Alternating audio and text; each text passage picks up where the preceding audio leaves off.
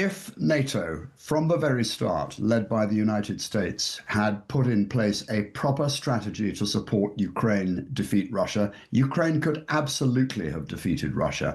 When Keir Starmer meets the head of NATO, Mark Rutte, today in Brussels, Ukraine and its future will once again dominate.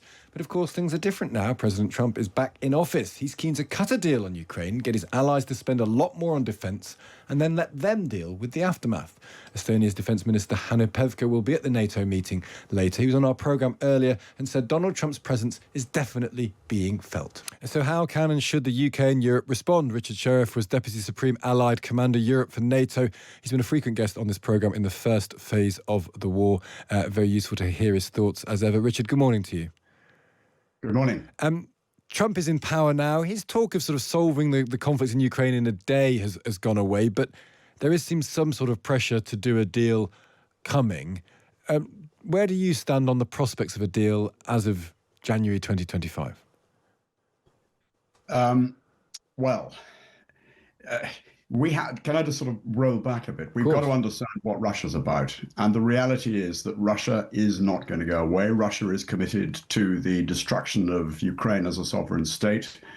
And Russia is going to pose a long-term threat to Europe and the transatlantic region for generations to come. So what? So Europe has to, in order to maintain peace, the transatlantic region, by which I mean NATO, America, Canada, and Europe, have got to be capable of deterring Russia and preventing any further Russian adventurism. The only way you're going to do that, frankly, is first of all to support Ukraine in defeat of Russia, and then to put in place an effective deterrent with Ukraine as a NATO member. Now, that is maybe pie in the sky, but that is my view. So what? Where we're now is, of course, that we're hearing that Mr. Trump is going to broker a deal. It's very difficult to see how any deal can be a proper deal unless Ukraine buys into it, and Ukraine is unlikely is certainly not going to buy into it if it means huge tranches of Ukraine are left under Russian occupation.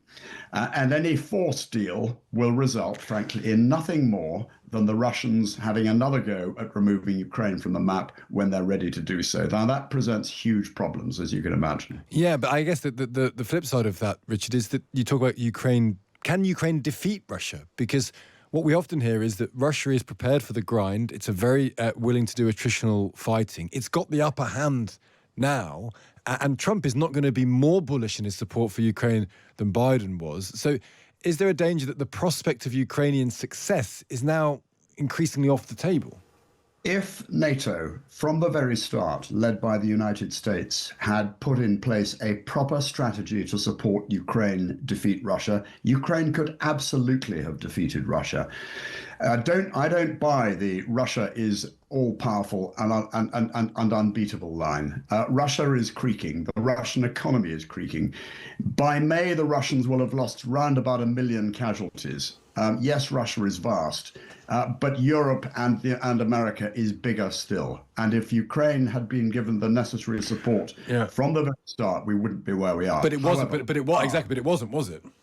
Well, no, and that is the problem, because all that has happened is a series of bilateral arrangements between individual nations and Ukraine, which have given Ukraine enough to stave off defeat, but in an incremental drip, delayed fashion, which has brought Ukraine now to where it is. But nevertheless, let's go back. Any sort of deal forced on Ukraine will not give peace. A fact, because Russia is never going to give up its intent to attack and remove Ukraine from the map. So that all is likely to happen is there might be a bit of a pause.